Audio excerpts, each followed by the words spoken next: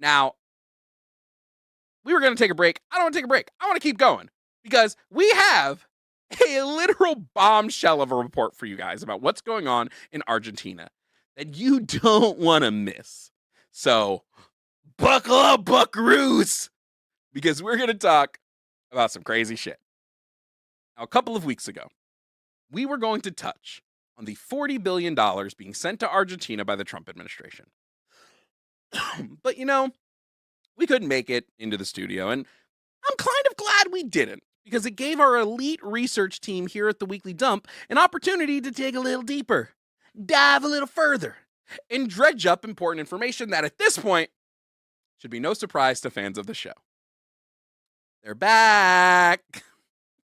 Now remember, Curtis Yarvin, the guy we covered who thinks democracy is obsolete software that needs to be replaced with CEO kings. And, oh man, who could forget Peter Thiel, his billionaire patron who publicly said that he no longer believes that freedom and democracy are compatible.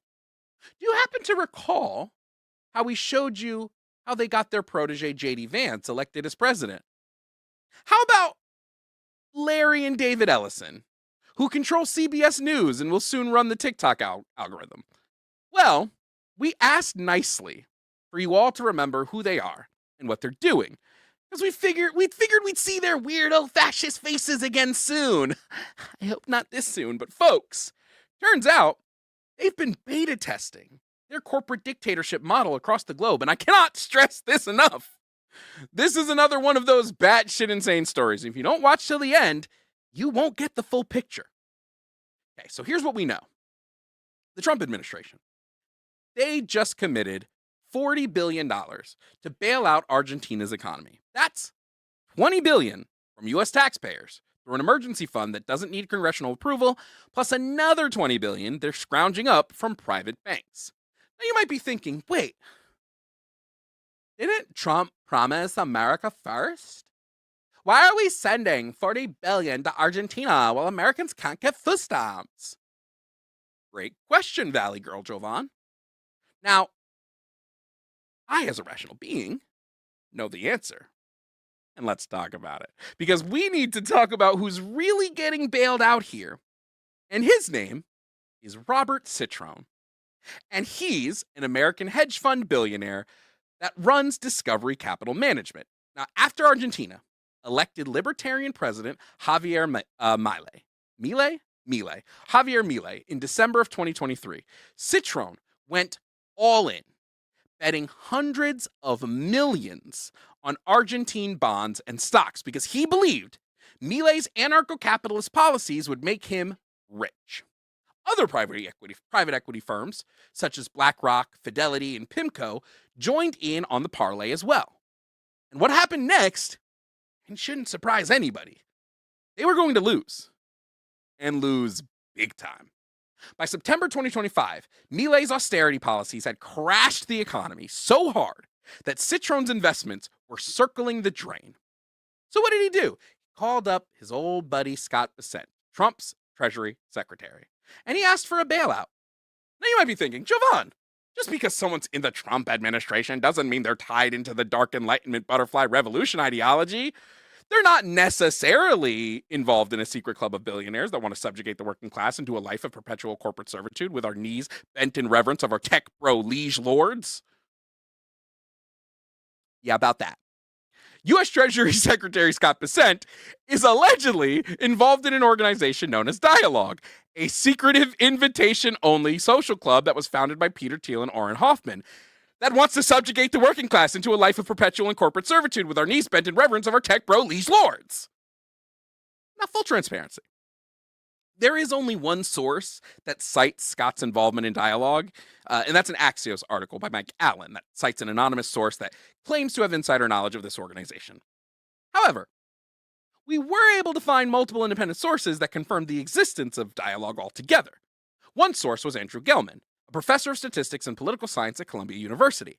Now, he posted on the Columbia University Statistics Forum on February 16th, 2022, his invitation to Dialogue's 2022 retreat. This email included a partial list of attendees, and by cross-referencing this partial list from 2022 with the Axios reporting, we can see there's a lot of overlap of some of those allegedly in attendance. Grover Norquist, Anne Marie Slaughter, Tulsi Gabbard, Richard Haas, and of course, co founder Orrin Hoffman appear on both lists. Scott's name was not on the list in Gelman's invitation email, and so that trail ended there. Side note, Professor Gelman stated he would not attend due to the $16K ticket price. He commented saying he'd rather spend the money on 4,222 Big Macs.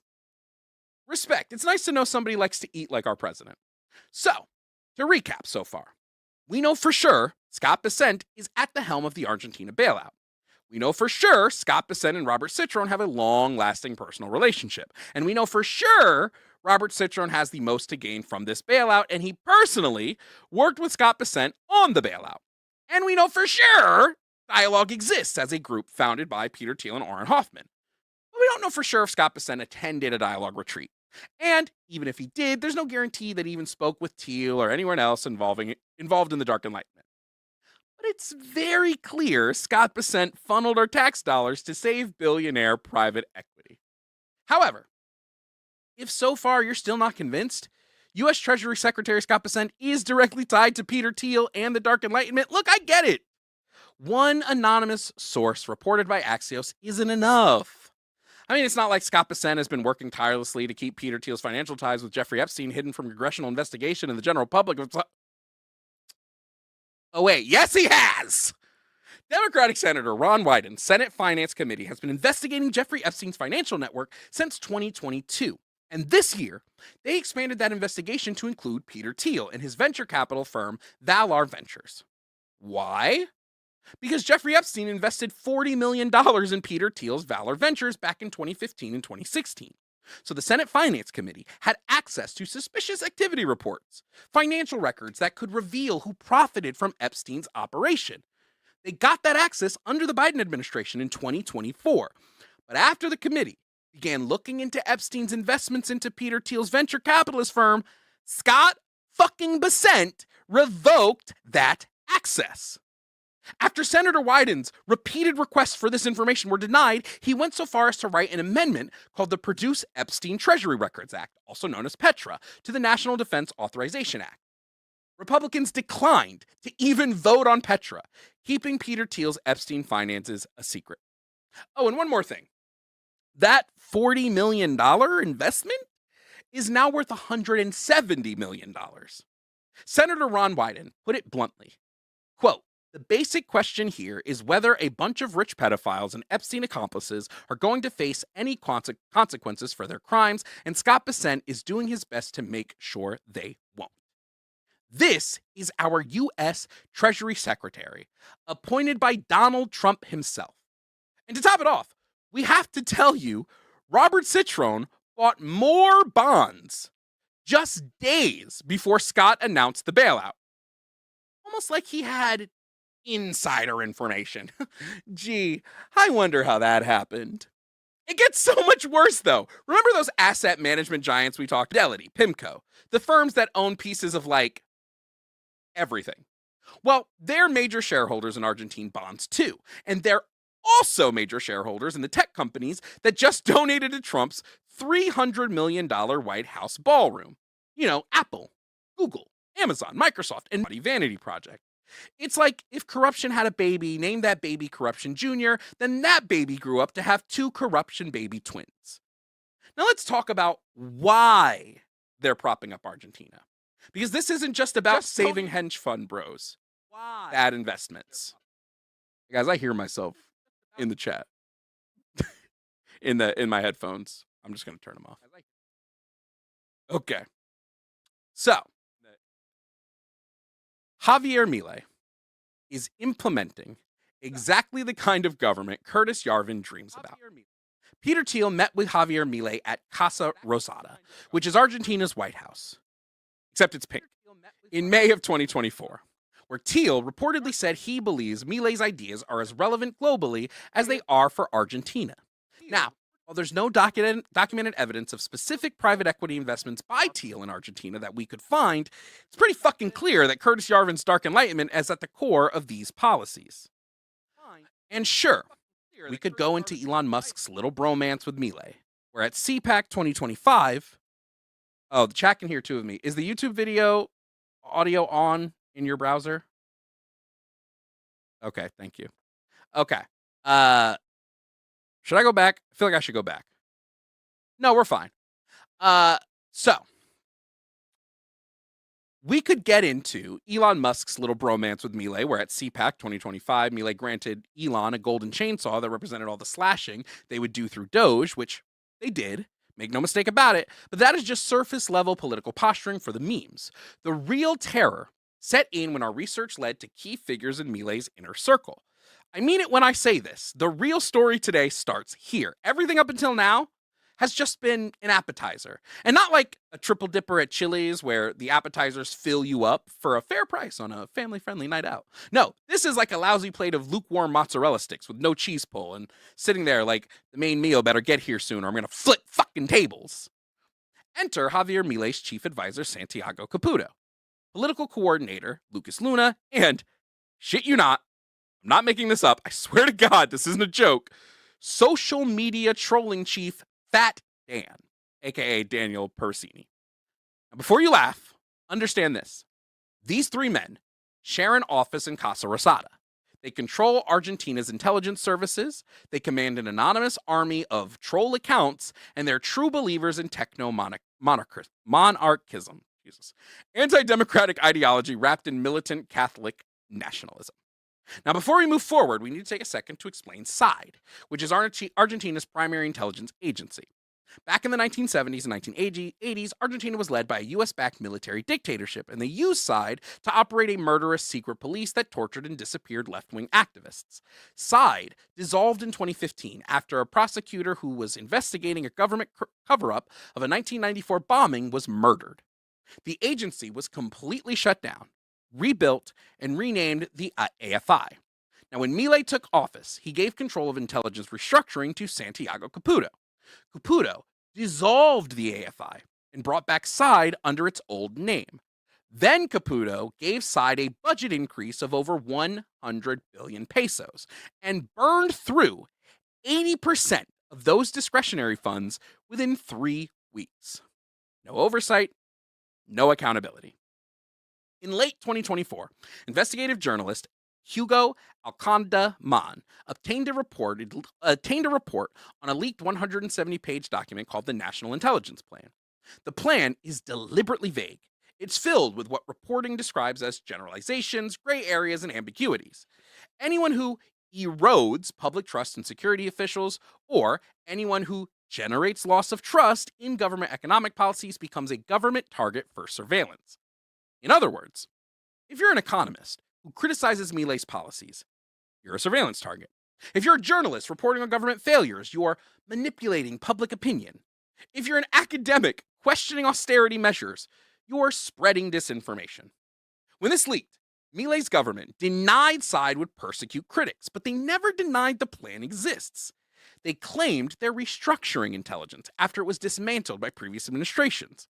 What they're really doing is building a surveillance apparatus aimed at domestic critics, not foreign threats. These people are using the exact same framework Yarvin has written about time and time again, but this time wrapped up in nice and neat Christo-fascist packages. And here's where international coordination becomes undeniable. Pete Hegseth, Trump's Secretary of War, has openly embraced militant Christian nationalism and the belief that the West is in existential civilizational war. Caputo is implementing the exact same ideology in Argentina with the full backing of U.S. political power. In November 2024, the Argentine trio launched the Forces of Heaven, something akin to the 1930s Madison Square Garden Nazi rally. Roman imperial aesthetics, banners reading God, property, liberty, family, and Fat Dan declaring on stage, quote, "We are the armed wing, the Praetorian Guard of President Javier Milei. We are your most loyal soldiers." Understand what the Forces of Heaven actually represents. Political leaders presenting themselves as divinely appointed messiahs, leading people to a promised land. But that promised land isn't heaven. It's the total free market, the complete elimination of state control over businesses. For Milei and his circle, the state isn't bad policy. It's literal satanic. Milei has repeatedly called the state the instrument of the devil and the Antichrist. This is religious language being used to justify economic brutality. They do not care who becomes poor and disenfranchised as long as they keep earning and earning and earning and earning and earning and earning and earning. And here's where it connects to the Dark Enlightenment. Peter Thiel shares this exact obsession with the Antichrist. Thiel has written extensively about the Antichrist in his political work, particularly his idea that centralized state power represents the Antichrist's reign. He's so obsessed over the idea that even South Park clocked him on it. The theological language is consistent. Democracy is the Antichrist, the state is Satan, the market is God, and they mean this literally. Anyone who questions the market isn't just wrong. No, you're literally the devil. Now, I'm the devil for a lot of reasons, but my questioning of the free market for sure isn't one of them. This was all echoed at that rally. One of the speakers at the Forces of Heaven rally, Nahul Sotelo, the current Secretary of Worship and Civilization, that's a real government position, I swear to God, look it up, said, quote, "Victory doesn't depend on soldiers, but on forces that come from heaven." Another guest speaker at the Forces for Heaven rally, Augustine Leahy, who runs a culture war think tank against universities and progressive institutions that he said is crystal clear about the enemy. It's academia, media, and progressive organizations. This is the same enemy Curtis Jarvin refers to as the cathedral. Augustine Leahy also told the crowd, quote, "Argentina is divided between the good and the evil. On one side, we defend life and human dignity. On the other side are the leftist sons of bitches." Leftist Sons of Bitches is my new band name, by the way, and we play ska and ska-adjacent music only. Now let's talk about how these three chuckle fucks and their band of deeply disturbed sycophants are using intimidation cloaked by design writ to further their causes, leading Argentina. In February 2024, Santiago Caputo threatened Governor Ignacio Torres, warning him to either stop criticizing Javier Milei or he would unleash the, quote, social media tanks on him. A clear act of intimidation. Lucas Luna posted a video of a terrorist attack in Nigeria with the caption, "We don't hate Islam enough." When criticized internally, the faction war erupted. Why? Because many of their digital warriors adopted a specific ideological line aligned with European far-right movements. Movements Pete Hegseth studies, admires, and wants to replicate in US military policy. And if that wasn't enough for you, Fat Dan literally goes on his streaming show The Mass, not to be confused with my beautiful podcast, Critical Mass, and issued termination orders via Twitter. He told Agricultural Secretary Fernando Villela, "Start cleaning out your desk. I'm coming for you. You're no longer part of the government." The guy was fired the next day. This happened multiple times. This is the operation, y'all. Caputo controls intelligence and coordinates with international far-right networks. Luna enforces ideological discipline and manages territorial political organizations. And Fat Dan commands the digital army and serves as the public face. Would it surprise you to learn these people have organizational ties through CPAC? Yes, that's CPAC, the American-based Conservative Political Action Committee. The same CPAC that organized with Viktor Orban, the current dictator of Hungary, and grandson of a Nazi war veteran. Oh, and Santiago Abascal from Spain's Vox Party, and grandson of a Francisco Franco mayoral appointee. Oh, and Jose Antonio Cast, Chile's current Republican candidate for president, and the son of a Nazi party member that fled Germany after the war. These people are like 2 degrees of separation from literal Nazis, and we're supposed to believe they're on the side of righteousness. This is why they're so fanatically pro-Israel and pro-US, even at the expense of their own national interests. They believe they're part of a superior Western Christian civilization, in an apocalyptic battle against anyone who challenges corporate power. How could Argentinians vote for any of this? And what did they get from it? Decades of neoliberal policy in Argentina, ending with the 1990s privatization binge, crashed the currency and inflicted irreparable damage to the economy. The devastation was so complete that not even 16 years of left-wing government could stop the inflation spiral. And it was another neoliberal who took power back in 2015 and completely crashed the currency again within 4 years. So by 2023, Argentinians were living through 211% annual inflation. Prices were rising 13% every single month. People were spending their paychecks the second they got them because the money would be worth less tomorrow. That's the crisis Milei inherited. But here's what people don't understand: that crisis was manufactured. The previous government was printing money to fund deficits, sure, but that was happening because international creditors and capital flight had already strangled the economy. The IMF had already saddled Argentina with 44 billion in debt from the last neoliberal president's disasters. So when Milei came in waving a chainsaw promising to kill inflation, people were desperate. They were willing to try anything, and he did lower inflation by absolutely destroying demand. You can't have inflation if nobody can afford to buy anything. But inflation falling didn't mean people got richer. It just meant they stopped getting poorer as fast. Their actual incomes are still lower than they were in 2023. They're working worse jobs. They've been spending less for 15 months straight. The recovery is just statistical sleight of hand. That's exactly what makes this the perfect dark enlightenment laboratory. And private equity bailouts was one of their experiments. So here's the scheme in a nutshell. Okay? December 2023, Milei takes power. By December 2024, Argentine stocks and bonds surged in value while real wages kept falling.